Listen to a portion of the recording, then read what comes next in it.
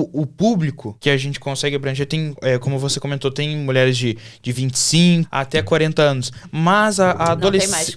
Até mais de 40? Aham, até 50 e poucos. Até 50. É o nosso público maior. Tenho pacientes de 60 e poucos, mas não é... Caso uma pessoa, uma menina menor de idade quer fazer esse procedimento, é autorizado? É viável? Tem que ter a conscientização dos pais? Como que funciona? O menor de idade, ele precisa estar acompanhado, porque lá na clínica, sempre antes de realizar qualquer procedimento, a gente tem termos, contratos que precisam ser assinados por maiores de idade. Então, tem pacientes menores de idade que nós fazemos, por exemplo, o nariz. O nariz é uma região que muitas das vezes incomoda muito o adolescente, sabe? Nessa questão de bullying, tudo. Então, nós conseguimos realizar, mas com o consentimento dos pais. Entendi. Na questão labial, enchimento labial, a segunda sessão, ela tem tendência a ficar melhor que a primeira ou não? O que muda? Com certeza. É uma construção. Sempre falo para as pacientes, é uma construção. Obviamente, se numa segunda eu extrapolar a mão, usar muito produto, aquela paciente não ter necessidade, é algo que vai fugir do natural e não vai ficar belo. Reduz o volume na segunda sessão? Como assim? Na terceira sessão, por exemplo. Supondo que na segunda sessão você exagerou. Na terceira sessão você consegue moldar aquele erro que você fez na segunda?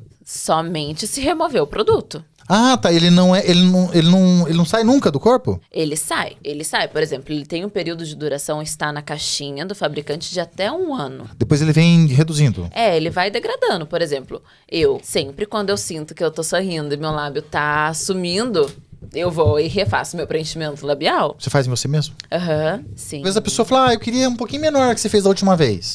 Daí Quanto tempo? É difícil, viu, acontecer isso. Bem difícil. Do paciente, nossa, achar que exagerou muito. Geralmente lá na clínica tem pacientes que a gente precisa barrar. Tipo, não tem necessidade de mais uma seringa. Mas a paciente quer, porque nós se acostumamos com aquilo que a gente vê. E principalmente, por exemplo, o paciente que faz lábio, a gente tem um resultado clínico pós-procedimento, mas aquilo ele vai se acomodar.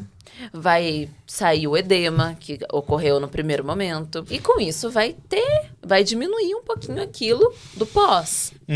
Sabe? Mas isso eu sempre deixo bem alinhado com minha paciente.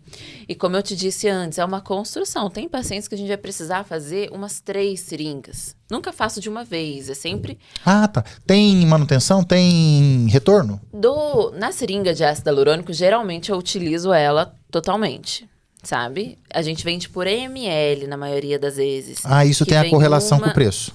Sim. Então, eu geralmente, se eu faço uma anamnese do paciente e vejo que aquele paciente precisa de 3 seringas no lábio, nunca começo com as 3. A gente perde um pouco de parâmetro, sabe? Então, eu coloco uma seringa, no retorno eu vejo se aquilo já acomodou bem certinho.